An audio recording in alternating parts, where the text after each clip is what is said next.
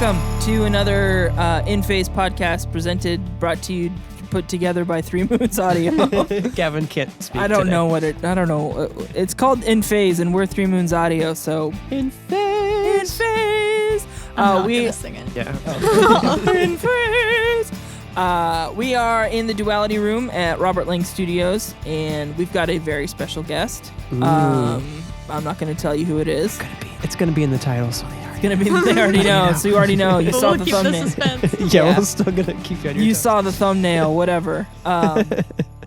Okay, whatever. We got Bobby Lang, the Bobby Lang, the Robert Lang, One and only. the one and only. Not the I'm one sure- and only, yeah. The one Bobby Lang that No, does he's the only one in the world. but yeah, he's the to ever exist ever. to ever exist. Yeah, the Robert Lang of the Robert Lang Studio. We're gonna cut to that here in a little bit.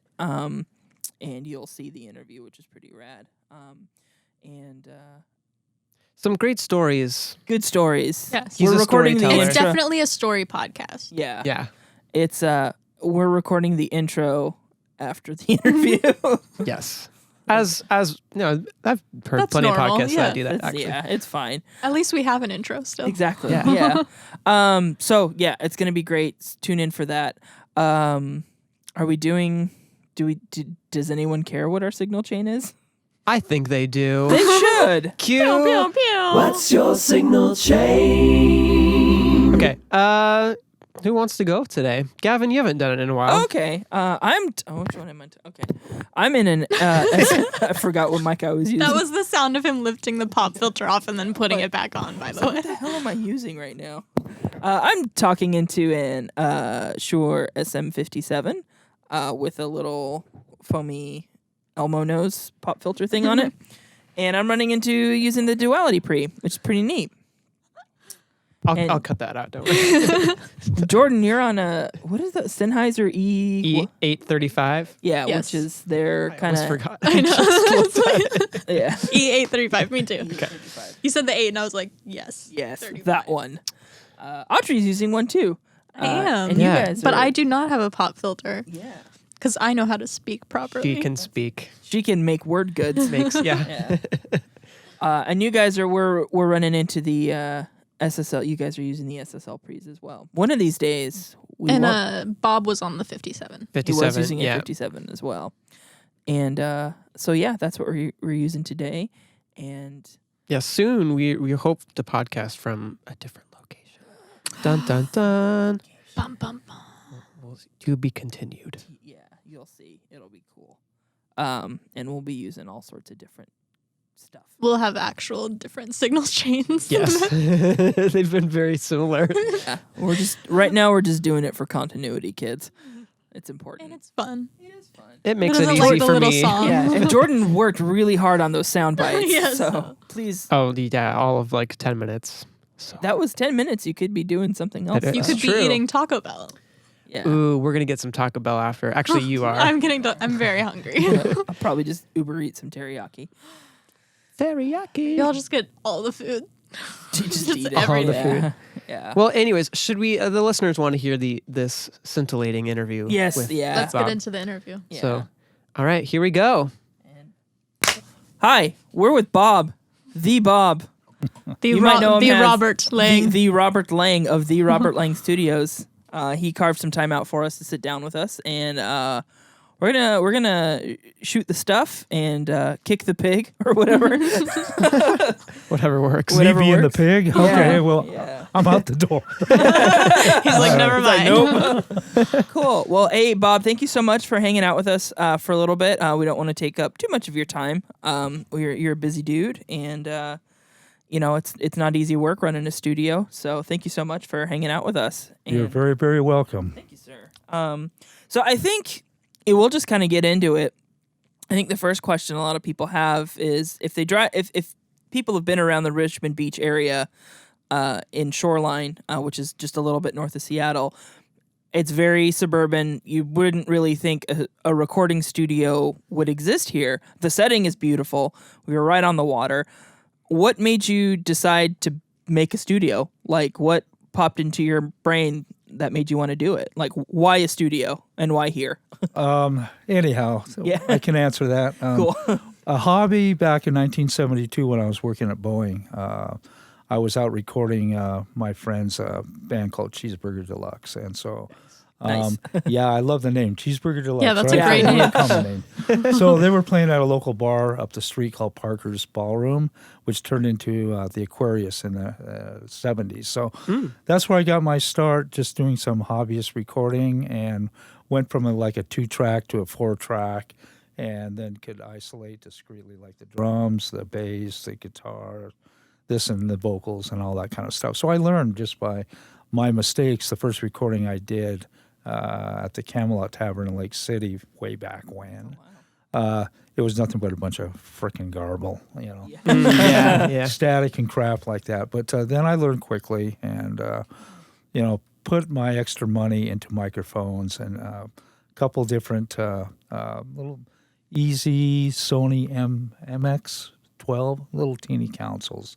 Yeah. And so Okay. it was way back in the day. And so I was just intrigued by it while I was working at Boeing. And then I got in a situation at Boeing where we fulfilled our contract. And then I went to the recording classes that they had at K. Smith Studios that was sponsored by the Recording Institute of America. And that's where I really started to get, involved with like, hey, this is something I want to do. But prior to that, I really was into a lot of metal sculpture work and wanted to go into that direction with a fellow by the name of George Tsutakawa in Seattle. And God, heaven forbid, it was like a couple years after that, I was recording his son, Dean Tsutakawa, here. But I changed my mind and went into the recording thing. Cool.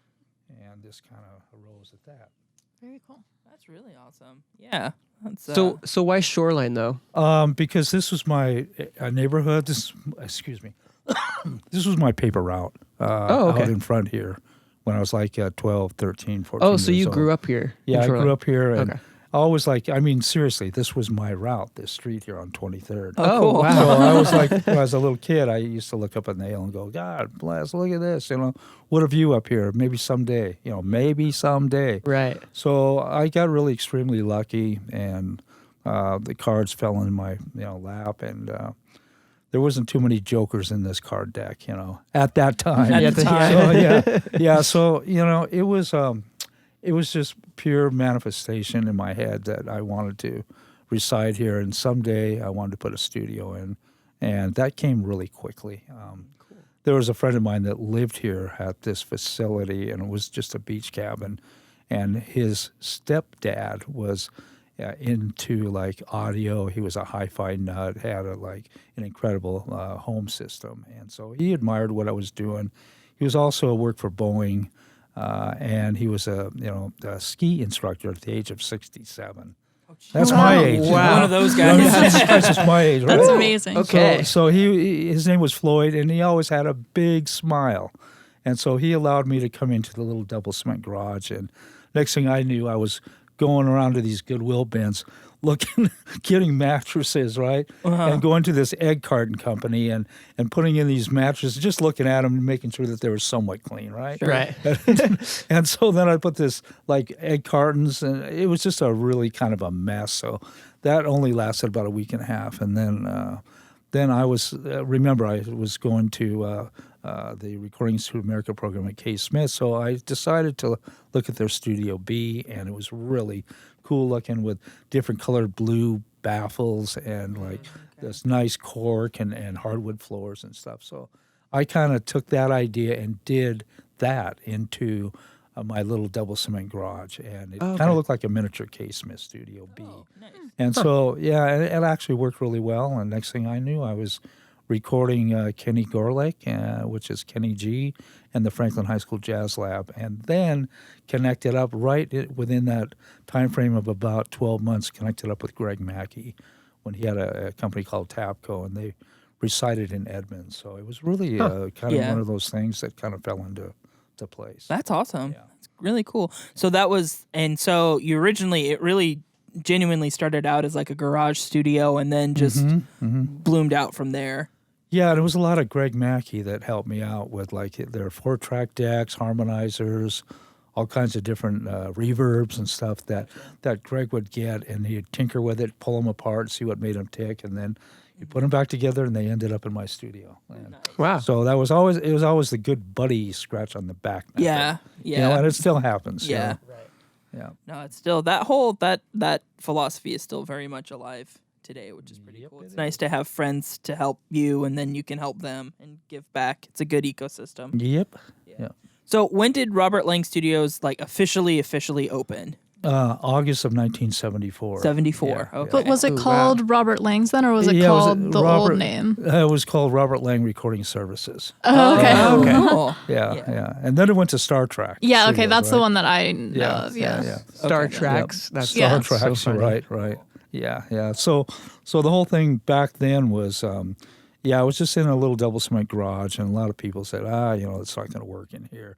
And it's always been one of the things that, I just said, well, I'm going to make up for this. And as everybody knows, look at He look at did. what Yes. we did. Yes. I Yes. carved out a freaking hillside. Definitely. Yeah. Oh, you can't get away with doing this. Well, guess what? I am going to do it. And I had a lot of great friends and support back then. Yeah, I still do. but, Yeah. yeah. And you mentioned Kenny G, and who are some of your other early clients? One that comes to mind is Albert Collins. Okay. He was at a bar down in Greenwood called the Walrus back in the it's the mid '70s, and he was like the Texas blues artist. He was this incredible person that could, like Jimi Hendrix, play with his teeth and his. Oh, cool. Yeah. And- But Albert Collins was like, he was a big hit here in Seattle because this place was on like his tour a lot for a couple of years, and so I did a demo tape for him for Brian Egeloo, I think, at Alligator Records, and it was a really good demo that I did, and what a cool thing too, because I learned I was with these guys and they were always like bringing whiskey to the session, and Yeah. and then as it progressed through the session, they get a little bit drunker, they get a little bit more like rambunctious, Yeah. And I'll never forget. Got I more remember- bluesy. more bluesy, right? And I just, back then I just remember Henry the drummer throwing his snare drum out the door, getting all pissed off at Albert Collins. There was, but it was all good. And the next day another drummer comes in and he didn't cut the mustard, and so then Henry came back and. But that recording got Albert signed to Alligator. And, Oh, cool. and I got a nice letter from Brian Egeloo saying what a great job that I did. For that. So that's another thing that came to mind. And then I would say like back, it was just a little bit past 1979. I did a very popular duo group called Bell and James, and we had actually recorded a demo for Elton John called "Mama Can't Buy You Love," and that was like it was really cool because Leroy Bell. And Casey James, they formed together a couple great musicians. And Leroy Bell's uncle is Tom Bell, who was at actually K. Smith recording the Spinners, OJs, and Elton cool. John. Wow. So- Yeah. Yeah. So that was the whole thing with Mama Can't Buy You Love. And so I was connected to those people, and I loved them. I loved doing the sessions. I did a lot of through the Kenny G thing with the Franklin High School Jazz Lab, which they were number one in the country, and actually beyond the country, the world for a couple of years. And a lot of it was because of Kenny G. And I'll never forget when his dad pulled up and Kenny got out of the car and he went through the scales on a soprano sax. That was really touching to me. Yeah. But anyhow, a lot of connections came from the South End, and I was doing a lot of funk bands and and a lot of Afro American bands, which I just love working with those guys because they were so flowing with their music and never uptight. They were never ever uptight. And at times, you'd get some guys that were Caucasian bands and stuff that came in. They're all half of them were all get uptight, and they're all got to get things perfect. They don't quite have the frickin' beat like the Afro American people. And back then it was really evident. Right. I mean, I hate to say that, but you know what? It's what I discovered and what I witnessed. So that's it's truthfully I can say that.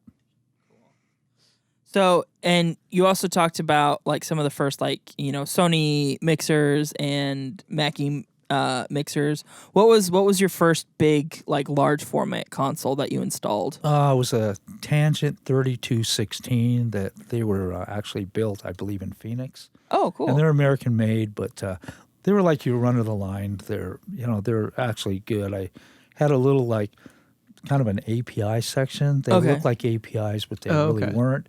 Were But they sounded- modular like APIs? They were modular like APIs, and I've still got some upstairs that I modified and stuff. And I know if I tagged like a 2520 op amp to the input stage and the output stage of it, they'd sound really good. But I haven't been able to do that yet. Too many things to do. Yeah.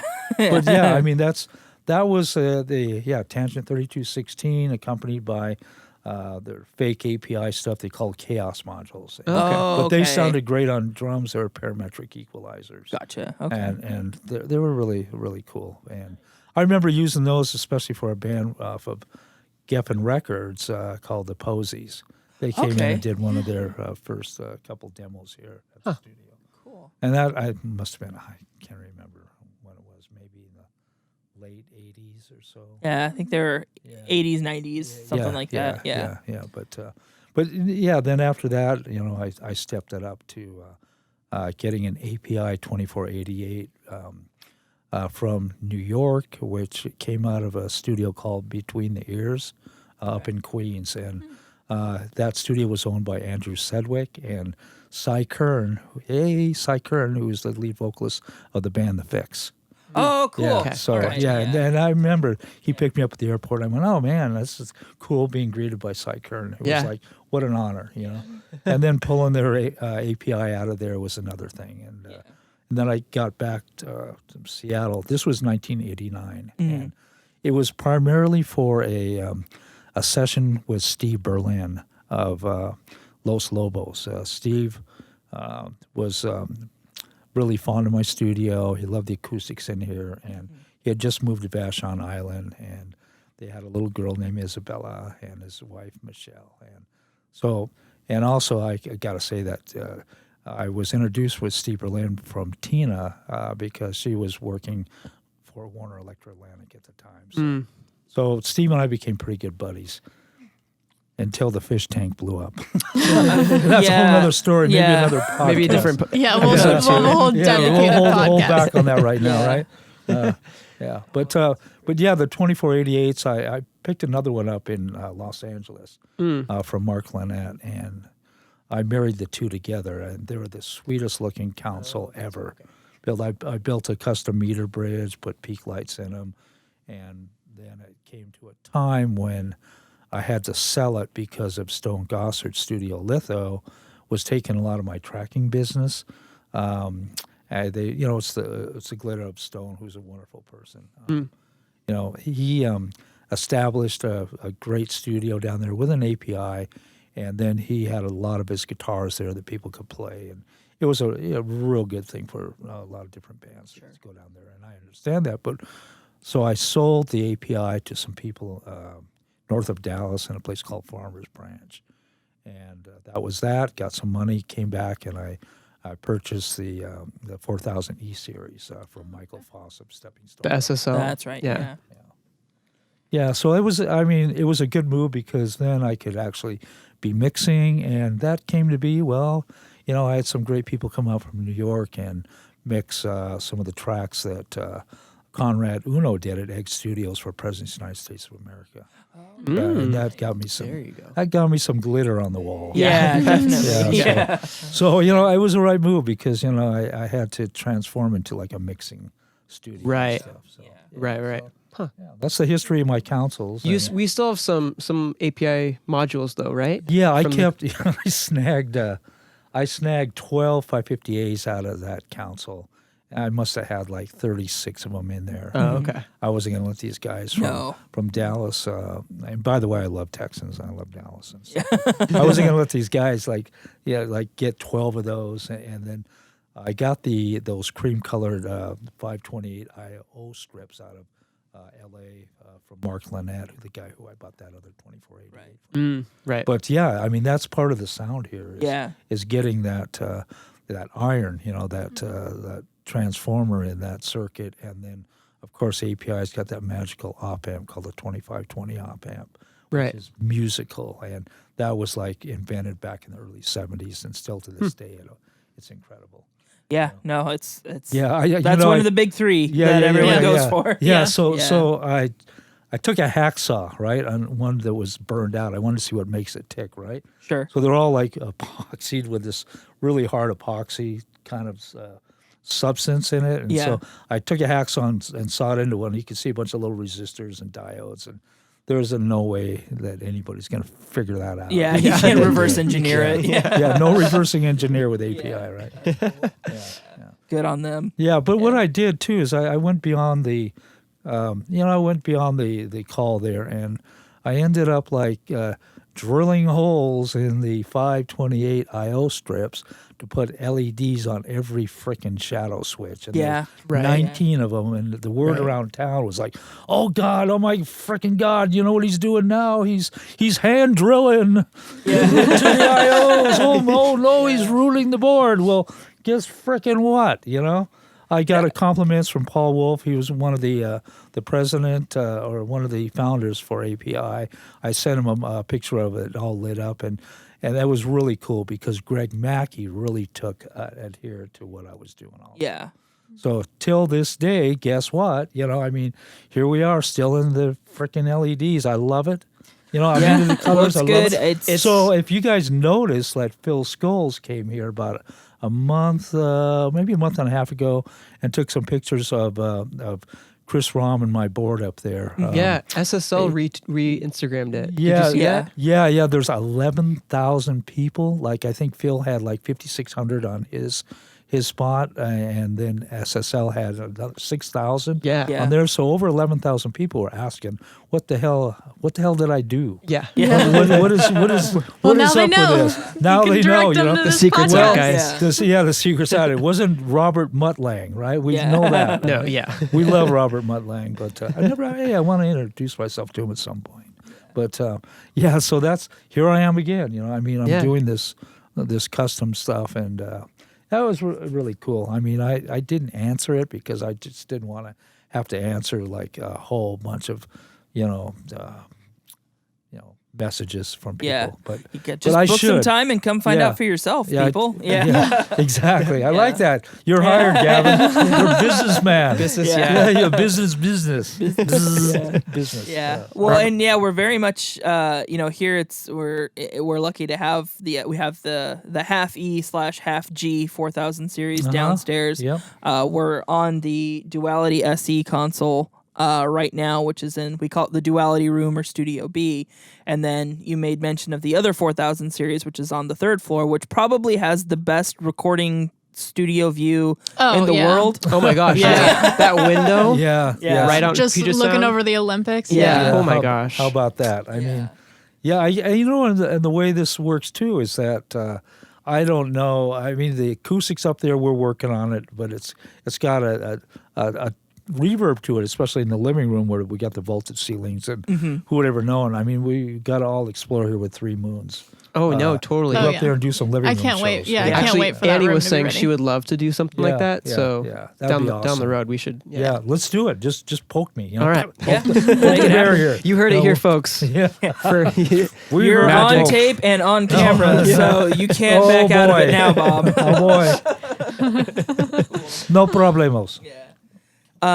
So the big thing that people come here for is this ridiculous live room that shouldn't work in theory, but is the best Most sounding live room. magical, yeah. Just the most plays. Yeah. So Voodoo magic. Well, I would say, I don't want to take the thought. That was well said by Jack Endino on the Sonic Highways. yes, Episode 7. And he was sitting right there yeah. when he said that, and I was like proud of him. Well, Yeah. Bob bent the ruler. He did something. Did I just laughed something. my ass Made off. Some deal with Oh, the and I devil and Yeah, and I got a lot of flack from, again, like, oh no, he's drilling holes in the API. It was like, oh Yeah. God, he's making the room too live sounding. Oh, he's ruining it. for those people, they can go to hell. Yeah. They don't know me. Yeah. Sorry, but It's a special room, and you purposely chose like granite and marble and chose very reflective surfaces. Did you do that because you wanted a really live room? Like what was Yes. the method behind the madness? well, the madness went as far as like putting in that echo chamber with the Yes. Montana Glacier greenstone. Which that echo right. chamber is so cool. put like granite on the floors. And I mean, there's been some great, especially just not too long ago, like it's some recording that has gone on in there. It does have a magical sound in there, and it can be used in different, aspects of like sounds that would bleed into there, where you capture the certain sounds. And I think some of that was best known when Alan Stone. yes. Right. Came in and did a song called "Figure It Out," and we put the horn sections in there and had some other bleed going on. It really enhanced the sound of the recording. And not to say that at some point I want to get back to this big room below us here. When the Sonic Highways thing came in, a great friend of mine, Scott McKinley, put some curtains in there, and kind of on the west side, it kind of hampered the sound and put a lot of slap back into that up by where the skylights are. So that has got to be re-explored. And I can say that when Justin Armstrong was here, my chief engineer at that time, who was just incredible, he would put a couple stereo microphones out in that room when he was mixing. Oh, wow. And for God's sakes, I'll never forget this. Bobby, you got to get down here and listen to this. Well, he had this mix going, right? And it was from a band called Jam on White Bread. Okay. And it was he did such a great job recording that. And so when it came time to mix, he put a couple mics out there, put a little kind of a PA out there to get a little bit of pizzazz. And so he had me come down, and I listened to the recording of this one song, and my God, it was so spatial. I couldn't believe what I was hearing. And then he goes, well, listen. And so he had like the two microphones out in that basketball court coming in channels like 47, 48. And so when he hit the mutes down, all of a sudden everything just went to hell. And I just sucked into the center like a bomb. Yeah. And it's like I was like totally blown away on what that real sound does for like liveness, the echo chamber, Right. but even that studio room with the grand piano in right now. Yeah. That's got it's got a magical tone to it. If you know where to put the drums on, the applications of certain songs and stuff like that with the band, the certain sound you're looking for, it's hard. It's hard not to miss. Right. Yeah. And there's just so many. You have room to play, and you can really move. Like if you were really, really engineering, you could move your drums around to find the perfect spot for that particular song. That's correct. And just get, capture the vibe, and there's just lots and lots of space to play, and all sorts of different configurations. You can put them. There's that other ISO, the larger ISO. We call it the beer sign room because there's some cool beer signs in there. But it's it's smaller, and if you want a drier sound, you can put it in there. But you can open up the double doors and put mics out there, and you get a really cool sound. And then open up the doors all the way to the echo chamber. and get all sorts of cool stuff. Well, the best, that I've still to this day, one of our great friends, John Plum over at London Bridge, came over and put some drums in there. Oh, yeah. And he did that whole thing. He opened up the French doors. Yeah. And got this. He had a kick-ass drum sound, kick-ass drummer. Yeah. And I tell you, till this day, it's like that's one of the best drum sounds. Biggest I've sound, heard. yeah. And that was Right. done in the beer sign room, where the attack of the skin of the head was deep and in your face and direct, and then with that blend, he had like some things going on with some stereo microphones where he knew where the sweet spots were in that room, just like we were talking about, Kevin's. And I mean, that's, and the next thing I heard is that they're over there at the bridge trying to make a beer sign room. Oh, really? But it didn't. But yeah, they got both Jeff Ott, a great friend of mine, and now Eric's over there, which it seems like he's really a super, super cool guy. They tried to recreate that, just didn't quite get it. But Right. a lot of it is it's being underground and concrete thick walls. Right. Is a lot of the chemistry and some of that construction that was done that really made this the way it is. And if you were to start any studio, I guess that's what an acoustician would say. Yeah.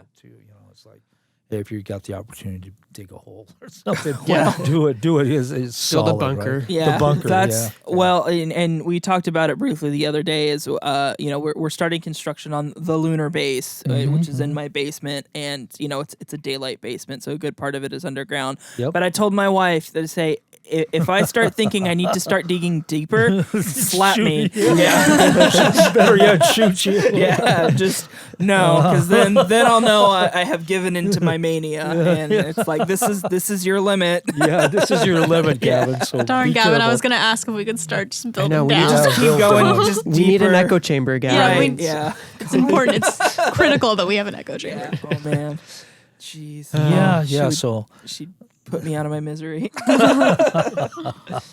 well, I'll vouch to all kinds of stuff like that. I mean, when I did this here, it's like I did some crazy undermining a 10-foot wall three times. Oh yeah. Yeah, just getting the depth I needed. It was like it almost got my life too. But it's just really something else that I was. I had a neighbor's wall collapse up above me. It went teetering down, and Oh no. this was the same year that John Mellencamp came out with Oh. "The Wall Come Tumbling Down." Yeah, which is ironic, right? Everything here is sometimes is out of the twilight. A little too zone. fitting. Yeah. A little too fitting. Little- There you go. Yeah. Well, you guys may have noticed some of that, but anyhow, yeah. What are some of your other favorite? Like, what are just some of your favorite parts of the studio in general? Like, and is there particular parts of gear that you're really proud to have, or are there just particular places within the whole facility that you really like? Well, like I'm really drawn into this duality room up here. I think it's I went kind of beyond. I had an idea with this wood in here that kind of got me going. I did one wall, and then I'm not one to wear glasses and when I'm cutting and stuff, so I was breathing this stuff or for a dust mask because my glasses would fall up, fog up, and I mean, it was like kind of critiquing myself, like how far I could go with this, and so I would end up like working maybe like a month and a half in here cutting these things, and then I would be off to Mexico and doing down there what my overall dream would be, hopefully. But spent a lot of time down there doing that. But then I'd come back here and I'd go, okay, let's do this wall. So yeah, this room is people come in here and they feel this kind of like different kind of a presence here, and I was able to capture it within just this small space up here. And I was told by certain people, and I'm not gonna say names. Well, all this is going to be is just, a thing for your students that never get to anywhere. So, well, again, here we got a beautiful duality board that's in here. And, I mean, this has been really a blessing from a great friend of mine, Kurt DeBeek, that has been very patient on having this board sit in here for about 7 years. And There aren't too many of these in this region either. Like, this is one of 3 or 4 or something like that. The only other dualities that I know of is one is up at Lethbridge University In up Vancouver, right? Yeah. Well, it's East British Columbia. Oh, okay. Oh. Gotcha. Okay. Yeah, and then the other ones would be at Paul Allen's Mercer Island studio, I Right. believe. I haven't been into his studio, the late Paul Allen, but yeah, they're what a beautiful council, and you guys are learning on that, and as you know, there's got a limited potential of routing and all that kind of good stuff. There's a lot. Once you really start digging beneath the surface, there's a whole world of possibilities that you Yeah. can do with this thing. It's really cool. Yep. Yeah. I'm very, very happy it's still in here. Cool. So there are a few like bullet points that people will immediately know when it comes to Robert Lang Studios. It's Nirvana and the Foo Fighters. Mm-hmm. It's the Crazy Live Room, and it's Dubby. Yep. Dubby. Dubby. Boy, Can you oh set boy. us straight? Can you set the record straight for everyone on who Dubby is? Take me and who 3 or Dubby 4 was? hours. Oh, okay. 3 or 4 hours. Briefly, Dubby was my closest, bestest friend in the world, in the universe, whatever have you not. I never had an older brother, but he was that person. Gotcha. And he came from Minnesota, and he was like, I met him one night at a party up in Capitol Hill. It was back in 1975. And he followed me. All of a sudden, we just kind of landed on each other, and we're going, "Oh my God!" We're like really alike. And Yeah. he was an old like Harley Davidson biker guy, and I was the same kind of person where I had a crazy outlaw club chartered by the Hells Angels out of San Francisco. Oh, jeez. Yeah, this is kind of my part of my life, and Dubby had connections to some outlaw clubs back in Buffalo, Minnesota. So him and I really, really hit it off. And so he followed me out here where I lived across the street. So he spent the night, and he didn't leave for about like a month. And so, I mean, he was like so awesome. He would get every so often some money from his family, and his dad used to bootleg for Al Capone back in the day. So Oh, jeez. the family had a considerable amount of money put away or whatever. And so Dubby would get like really cool about like wanting to work engineer somebody in the studio. And so kind of as it started, I set him up with this wonderful Asian fellow that his name was Lowell. Isn't my memory good? Yeah, It's crazy. The same thing. names and the I know it's also Dates. Yeah. Nowadays, it's like, yeah, but short-term memory, folks, I'm losing it. I wonder what that spells. But Dubby worked with this fellow named Lowell, and did a wonderful job, except when he was mixing it and giving Lowell some cassettes, he forgot about the leader. Oh no. Oh, no. Yeah. And so Dubby, all I just remember is him looking out the window across the street when there was a little house there. And this was right before I bought, Tina and I bought the property up on the hill here with the little Richmond Beach cabin. Dubby looked through the windows and looked out there, and he goes, "You know what, Bobby?" He goes, "I'm going to be running a boat out there. That's what I want to do. I've never skippered a boat in my life. There's 10,000 lakes in Minnesota, but you know what? I've never ever really taken a boat and skippered it. So guess what? About no more than like a week and a half, he was like hooked up with Bill McCormick of McCormick Smith's restaurant.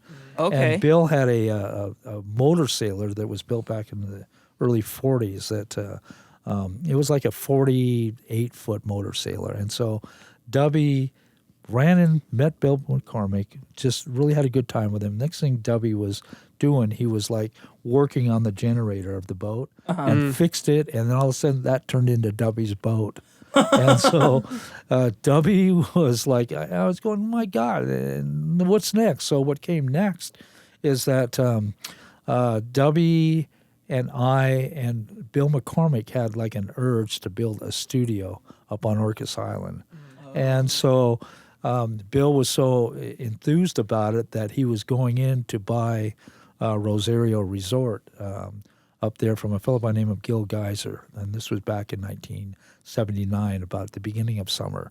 And so I would end up like, they would have a plane ticket, out of SeaTac or Kenmore Air, both of those places, that I would go up and fly up on Orcas Island. They'd pick me up, and and Bill McCormick would be there. Hey, we have steak and lobster tonight at the restaurant. And, he was the Irishman. A really, really cool guy. But, we were in the midst of, like, starting to build a studio up there. And then one afternoon, it was actually in the fall. It was, like, around September 20th.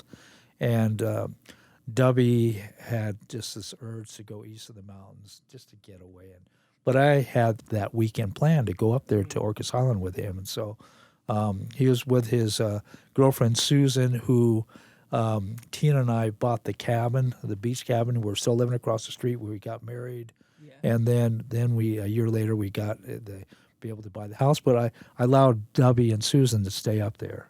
Just because, we were just like, we're family, just best buddies and all that kind of stuff. So what happened, he got into a little argument with Susan that morning and flipped a toaster down the hillside, hit the street. He was just not having a very good morning. So so I took him up to the bowling alley, and there were some words that were exchanged and some things that happened that W tore out of there and came back, grabbed his fishing pole, and looked at me while he was in his brand new RX-7 and goes, Bobby, he goes, what am I reading? And I looked at his forehead, and he had a temperature gauge, one of those little plastic gauges. Right. Yeah. Right. Thermometers that you put on the side of an aquarium, you know?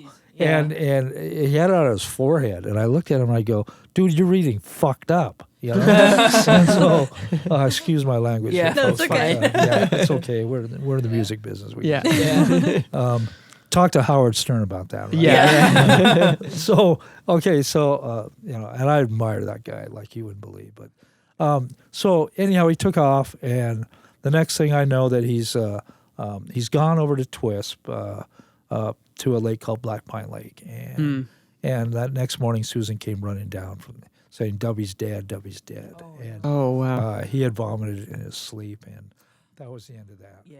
But he had left when I said, "Hey, dude, you're fucked up. You know, you're Right. reading fucked up." He said, "I left something in the ground," and I went, Oh, wow. What? Yeah. And so basically, one of his partners came out and he started to look for it with a steel rod, and I was down below, and I would look up and I go, "Oh, okay, Harry's here again," and hello, Harry. Yeah. You know, so he couldn't quite find it, and I just always knew that you know, whatever it was, you know, Dubby's not gonna, you know, it's for something bigger. Sure. Right. And Yeah. so I recognized that whole vibe. I didn't really have to look too far into the crystal ball, but so it was like probably it was a year and a half after Dub passed on Mm-hmm. that I went down and I got it like a metal detector, and I tried to find it, Mm-hmm. and I didn't know what I was looking for or where. It was somewhere on the property. I thought so. Yeah. Excuse me. But I did run into it when I was digging, and this is the only way that Dubby would want this is that if I was digging and perspiring and, you know, just like Working for it. Yeah. Working for the studio, building what our dream was. And before Dubby had died, he called this lady, Catherine Henricks, and I forgot her name at the time, but he acted like he was me, and I witnessed the phone conversation with Catherine. And we were like worried about they were cutting trees up on her property on Lot 4. And W and I, after the building the studio on Orcas Island, had this big dream about excavating this property out. And we needed that new lot to do this. So so he actually tested the waters on this and talked to Catherine as posing as Robert Lang, and I heard the conversation. And I was just like, hey, I tipped my hat to him, man. Awesome, great conversation on the phone. So what happened is that November 19th, 1981, so Dub had died September 20th of 1979. Okay. So I'm digging underneath the beach cabin here and putting in the very first 10-foot wall, and all of a sudden the bank sloughs, and I see this big canister. Oh. I just went, wow. and I was with my best friend at the time, Randy O, which is the original maniac of all maniacs. And I'm going to write in my book. There's a whole chapter that's going to be dedicated to Randy, the maniac. Well, anyhow, I saw it, right, and I went, "Oh God, I just don't want Randy to see this." Sure. You know? Yeah. And so I flicked the little light off that was by where my side. I was on the north side of the property digging, and so I turned the light off and I go, "Oh God, Randy, I'm not feeling good, man. I got to take you back to Ballard right now." Yeah. So I'll never forget that drive, for gosh sakes. You know, I took him back, dropped him off, and God, I was like, And "Oh just my!" raced fucking back God. to I go, "Bobby, don't get a ticket. You know, just go the back route." You know, Yeah. and it was just like, wow, I can't believe this happened, and I just prayed to Dubby that, dude, I will, you know, whatever this is going to come to be, I will fulfill my, you know, my obligation to you. Sure. And, Yeah. And so that's what got me the jump start here. But, you know, it's Wow. really strange. And I knew W was around because, remember I said November 19th, right? Right. Yeah. Okay, so here we are almost a year later. I had set money aside to possibly buy that lot. Right. That W planted the seed. Yeah. So here we are almost a year later to the date of November 19th. It was like November 13th. And I was up, you know, there was a windstorm going on, rain, and I was out there, you know, digging and even like mixing some cement for the bottom forms. I was 18 feet down below Oh, geez. my Right. neighbor's wall. Yeah. And it was really scary, you know. And Oh, but sure. I was like I just was like felt like I was blessed, you know, for all this stuff. So whatever happens is gonna happen. But you know what? I came up the ladder and I seen this car down the street, and this guy he had his window down and he was looking up, you know, at what I was doing. And so and I got up there and then he drove off, and I went, oh, looky Lou. That was weird. Yeah. That's okay. And so another lucky Lou, you know. And so, you know, I just thought to myself, I go, well, okay. So I went down, you know, proceeded to do some more, you know, cement work, and I was by myself. And what happened is that I came back up the ladder again, and I saw him. And this time I went down there and introduced myself to him, and his name was Seymour. And I'll never forget that because he had a wandering eye, right? Oh, yeah. And it was like, oh my God, what? I mean, nice guy, perfect name. So I all of a sudden I felt this kind of energy in me, Yeah. and so I started questioning him, like, well, what's up? Why you, I just saw you down here about 10 minutes ago. You came back. He goes, oh, I'm thinking about buying the property up there. I went, oh, really? Wow. Do you have a broker, or has it been bought already? Oh, no, he says. No, there's two other bidders on this thing. So- Sure. And so I just went, it was 10 after 4, it was a Friday. And so he drove off, and I just went, oh, my God, I can't let this one slip. Yeah, you got to get Yeah. it. Gotta So go. I got on it, and I called the Department of Assessments, King County, and told the lady down there that, hey, I need to, I'm Robert Lang, I own Lot 3 of Block 8, Richmond Reserve, and I need information on Lot 4. And she said, well, I'm sorry, Mr. Lang, you're going to have to come down Monday. I can't give you that information. And I go, well, you ought to, because a tree just fell over and it went into my house. And a little bit of a fib, you know? Yeah. You got to know when to fib. Not too much, right? Because it's a karma play you're playing with. So, and that one paid off because she goes, oh, just a moment, Mr. Lang. And so she got that information, got me the lady's name, Catherine Hendricks, which I had forgot her name. So, and I needed that, so I called the Skagit County courthouse, and within like 5 minutes, I was talking to the attorney in charge of the probate. Oh, okay. And so I asked him, I said, hey, Ron, what would it take for, you know, is first of all, is the lot been sold?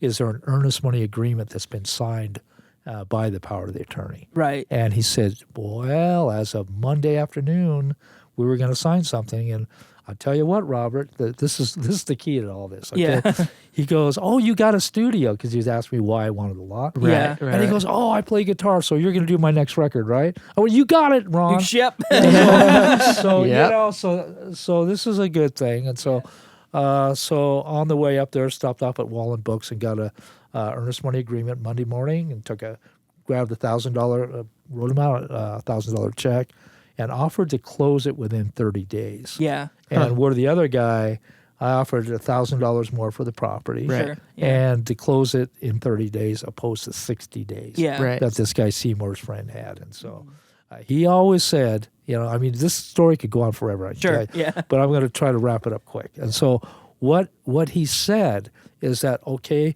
we'll give this to Geraldine Hoffer, the lady who was had power, the attorney for Catherine Hendricks. Okay. And so you should find out. We'll send a letter to you, and you should find out within a few days. And it's like I'm driving up the on-ramp on Mount Vernon, and I said to Tina, I go, oh my God, are you kidding me?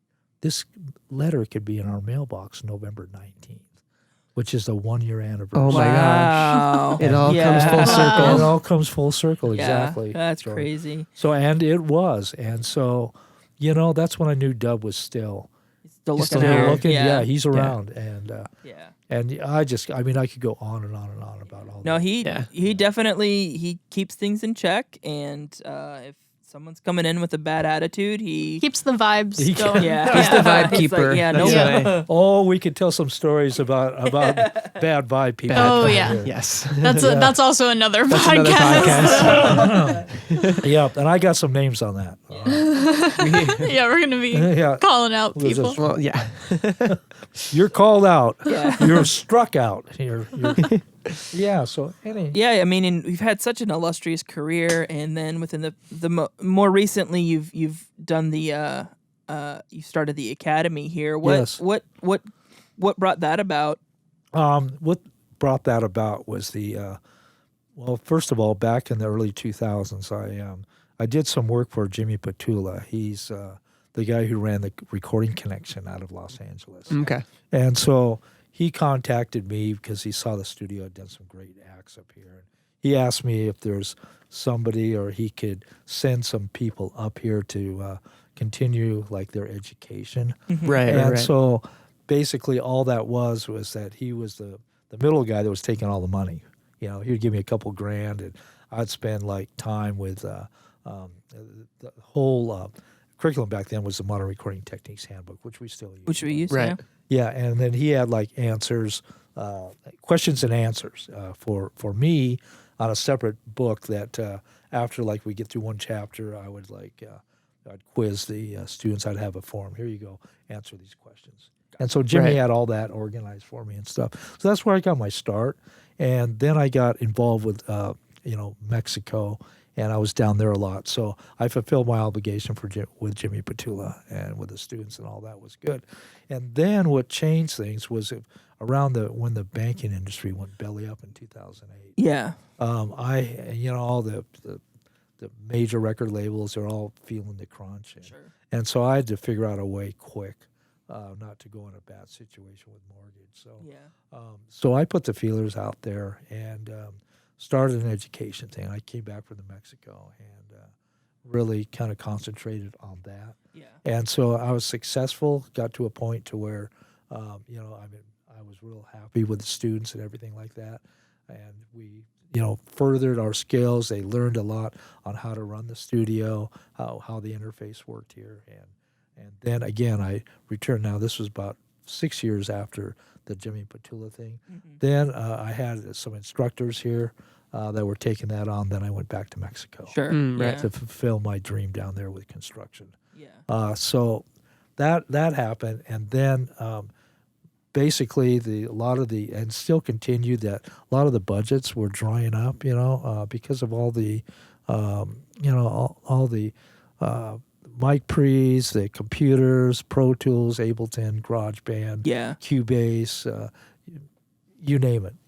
It was easy for people to start making their own records. So that took a lot out of it. But a lot of people wanted to come here just because of the names that were here too, and Right. learn Absolutely, how to yeah. record. So Yeah. I had that thing going, and most of all, I love to watch young adults be able to come in here and learn this facility, learn how to properly mic a drum set, get these crazy drum sounds, and see that big smile on their faces, Yeah. going, "Wow, this is just what we really wanted to do." And a lot of people, they're just like yourself. I mean, you've learned and you're building your own little studio. Yeah. Right. And Yeah. so all this circles around, and you got more of a great idea on how to maybe do this. You read a few books and stuff, and put that into your your vocabulary and your mind, and so I mean it's really rewarding for me to be able to see the students come in here and have workshops and Yeah, stuff like I that. mean, we wouldn't this whole thing and our whole endeavor would not exist, Yeah, without the exactly. academy, without you, without the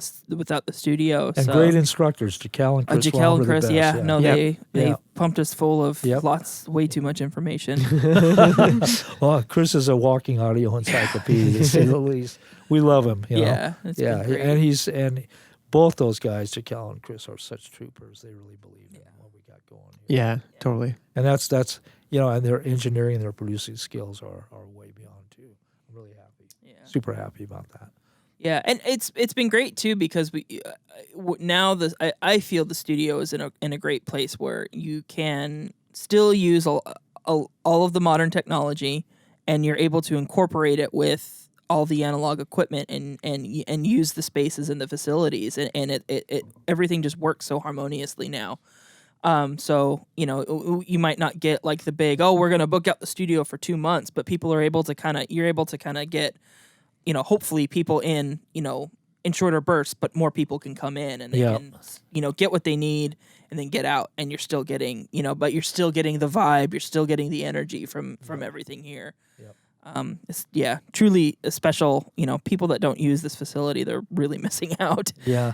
And a lot of it too, it's that, there's always like, you've got your Charlie Nordstrom, that had a studio, took over like Bad Animals, K. Smith, right. Bad Animals and all that. And you've got other people out there, Michael Chris that used to own Triad Studios in Redmond. You've got Joe and Manny Hadlock out of Bear Creek. You got Stuart Hollerman, who's excellent, wonderful man. And you got London Bridge. And these guys got, it seems to me that, they've got like money to be able to like work and buy gear that they need necessarily. Mm-hmm. But in my situation here, it's just always something comes up. I overbuilt this place, and, I'm looking at a beautiful space that needs to be erected down here as far as like another studio goes. And it's like, it's always something that where I thought that there was going to be certain finance here from this entity or that entity, whatever. And something it doesn't happen. Mm-hmm. And so it's frustrating to me to be on that, to where, I created this room space down here in 1985, 1986, and it still looks the way it has. Sure. Right. Yeah. And so that's the main thing that I need to get more students here. Now we've got this certificate from Workforce that we got in January, and that seems to lift stuff. Everybody's doing what they can to help out. Yeah. And you guys especially, I appreciate Right. that. Yeah. Haley and everybody here. We're just trying to get to that point where we can elevate our education program so that we can, I can get this finance to be able to do and set my dreams out for what I really. Yeah, it's worth it. I mean, like I said, it's like a year into it, and we were confident enough to like, all right, we can skipper our own boat now. So Yeah, I mean, not to like toot our own horns, but that just kind of shows how the power of the program. To have two of us go through the program, Audrey also being a teacher in the program, at the end of it saying, hey, I think we're qualified and we're confident enough to kind of start our own endeavor. I think that just shows the magic and the power of the program and what it can do and its potential, which I think is awesome. Yeah, this is a dream for me to be sitting here with you guys, to have you say that and what actually is taking place. So, I mean, my hat's off. I mean, this is well done, and I feel very respectful of the whole situation. Thanks. Thank you. Yeah. Thanks. Hell yeah. Yeah. So you've mentioned Mexico, and that's is that kind of where you're hoping to ride off into the sunset? Do you think you're going to close up shop one of these days? The two sons. And I don't. It's always nice to be able to come back to this beautiful view. Yeah. And, the master bedroom upstairs is really like, it's exhilarating to see the sunsets that happen. It's just, I mean, I've got sunsets in Mexico. We're right on the ocean. It's beautiful. You walk through a beautiful Buddhist garden to get to the ocean. I mean, how much better could that be? But it doesn't have this sunset. Yeah. I mean, this is out of this world. Oh, yeah. And so be able to come back here and still maintain and have great young minds running this place would be my total dream. And be able to do something down there that mirrors mixed with the masters that they do in Love for Breed. Right. That's That my would be dream. great. I just wish somebody out there in this country or in this world would notice something that's being done here. There's some magic here. Yeah. And just allow me to get some finance and do a partnership, whatever, to get that place in Mexico done and finished. And it's going to take about $1 million. Yeah. Right. And no less. Right. And especially to be able to put a beautiful mix room in there and do what they do at La Fabrique. Yeah. But dream on, Bob. Yeah. It'll happen. It'll get there. I hope so. Yeah. Shit, I'm almost 70. You know, Yeah. I mean, You know, sure. you're young. Yeah, Yeah. I'm So, young. you got Hey, you know what? I mean, it's the people around me that really kind of make this stuff happen. You know, right. and it's just like we got a great army of people that believe in this. Yeah. Takes a village. Yeah, it takes It a really, village. yeah. It takes a So village true. to build a city or something, Yeah, right? something. Yeah. Yeah. Cool. Well, hey Bob, thank you so much. This was fantastic. Awesome, This yeah. was so good to hear. I mean, there's just so much history tied in, not only to to hear, but just to you, and it's really great to hear. You know, kind of where it all started, and you know, where you're still trucking. Things are still, you know, we've got two and a half, almost 3 full studios ready to rock up here, and all equipped with SSLs. So, you know, it's a great place to work, and definitely, you know, if you're out there, do yourself a favor, get some time here, and and Call the just studio. call him Bob. up. Call Bob, and just Call Bob. Yeah, There you go. call now. Call now, please. The bottom of your screen will have a Screen. We'll just number. have Bob's number, and no, but treat yourself. Come in here, get some, do a Well, lot of work. That's Yeah. the thing. I worked on a project with somebody that came in, and they're doing most of their projects somewhere else, but they decided to book one day here, and they told me, they were like, you know what, Jordan, like, we are so glad we got this one day, because this changed everything for us. This completely inspired us and completely just changed the way we viewed our project, and in the way that the magic that we got and the music that we got from our day here just totally influenced the record. So even if you're looking at a big studio, because I know there's a lot of people that are like, man, I could never record there. It's such a big fancy studio. You can call Bob up. He, as you've heard, he's the coolest, most chill guy ever. He wants to know you, wants to know your band. Yeah. And if you can only afford one day, hey, it's one day more than you didn't have earlier. That day is gonna change the your life. yeah. So hopefully you got to know Bob a little bit, like we have over the last year or so, and you can see and hear what a cool guy he is, what a cool place this is, because there's truly magic that happens Yeah, here. There really it's is. fantastic. Thank Yeah. you, guys. We love you. Yeah, we Yeah, love you we too. love you too. Thanks, Yeah. Bob. All right. Alrighty. Been a pleasure. All right. And looking forward to the next one. All right. Yeah. Definitely. Yes, Yeah, for sure. We'll check in Okay. soon. Yes, we'll have Okay. a part 2. Yes. Part 2, 3, 4, 5. Yeah, well, it'll be a whole series. Okay. I'm in it. All right, All right. guys. Thank you. All right. Thank Of you course. for the compliments. And and we're back. Magic. Woo. So yeah, that was Bob. It was a great stories. Hopefully you learned a lot about how we got started, and just I don't know, what The a crazy, facility, yeah. Yeah, what a crazy life. What a crazy story. A crazy life. Yeah. What a crazy I always forget guy. that he had a biker pass. Oh, I didn't even know Oh, that. you didn't know I that? didn't. Oh, you should ask him for some stories. They are definitely not podcast appropriate. Oh, no. But they're fun. Another reason to come to the studio to hear those Hear stories Bob's Yeah, stories. exactly. Yeah, it's just that we can't broadcast. yeah, just book a day, set another day aside for Bob's stories, and then Yeah. it's good stuff. Yeah, that was a great interview, though. Yeah, no, he's so generous with his time and Mhm. his space and stuff. Just a good dude. It's great. So yeah, we'll wrap it up now. Who's got an artist of the week they'd like to share? What's your artist of the week? Artist of the week? I think that's how it goes. Something like that. Something like I that. almost like it when we just sing it ourselves. Well, I continue, like it plays and then we'll keep singing afterwards. So Yeah. it's just like, Okay, perfect. I'll start with mine. Jordan Reiki is a great artist just because he has a great name. No, but also he, sorry, I had to say that. He is very much, if you like Alan Stone, he is very much in that wheelhouse. I would say he's a little bit more jazz, neo soul, but so is Alan Stone. So, you know, but if you're into that whole type of music, he's another one of those artists that is totally worth checking out. He's got some great stuff. Very obviously very soulful R&B type voice. That's just really fun to listen to. So yeah, go check out both Alan Stone and Jordan Reiki. Yeah, You just did too. I just did too. All right, my artist of the week. I'm gonna keep it simple. I'm gonna be honest. I don't know a ton about this band. I just listen to them and I enjoy them. Right. Good. Just And also, important. they have the best band name, I think, Ooh. Dr. Dog. I don't know if you've heard of them. Yeah. No, I haven't. Okay, well, I highly recommend them. They're Dr. super. Yeah, we should have little songs for artists. Oh my gosh. Dr. Dog. I don't have that kind of You time. don't have that time. Yeah. Okay. Yeah, Dr. Dog. I find them to be very like Beatles influenced. Ooh. Okay. Okay, you sold me already. Yeah, but they've got like a cool grit to them. They're like Gritty Beatles. yeah, gritty Beatles. Yeah. Ooh. And Side note: there was a band in Wayne's World called the Shitty Beatles. well, now we got the gritty Now Beatles. there's the Gritty Beatles. What? Dana yeah, Carvey.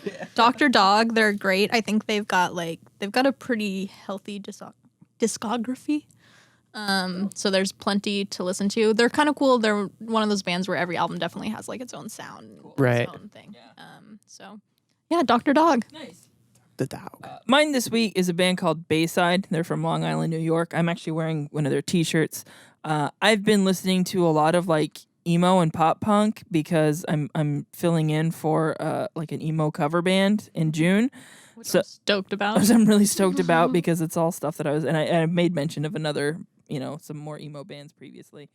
But as just kind of listening to it, and when you listen to bands of a particular genre, you can kind of hear how they all kind of feed each other and kind of rip each other off. And I was listening to Bayside's first record called Sirens and Condolences, and I was actually listening to it on the way in. And I mean, this came out in early 2000s, and I file it under Still Slaps.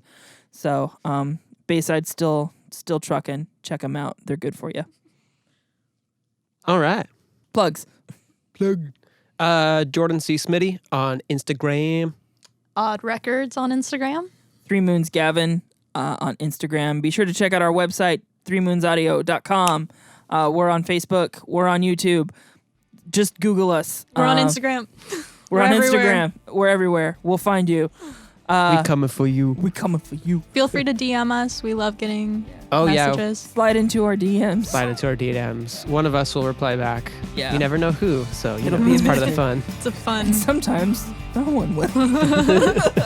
And we're sorry. And we're sorry because we just assume someone else will do it. And we Or don't what wanna- happens is I'll accidentally hit the notification on accident, and then it'll open it up, and I'm like, oh, I'm not in a Oh, situation no. where I can Yeah. answer this right now, and then That's- I'll like go away, and then I'm like, Yeah. oh, I should have told somebody that. That's like, okay. Email is better. Just to be honest. Or Email our is much website. better. Yeah. Because they don't know our email. So go to our website. Go to our Or also our reach out to our website. personal accounts. Yeah, It's that a little too. bit easier. Yeah. So yeah, we're definitely reachable, and that's all we got. Until next time, friends. Goodbye. See ya. Bye.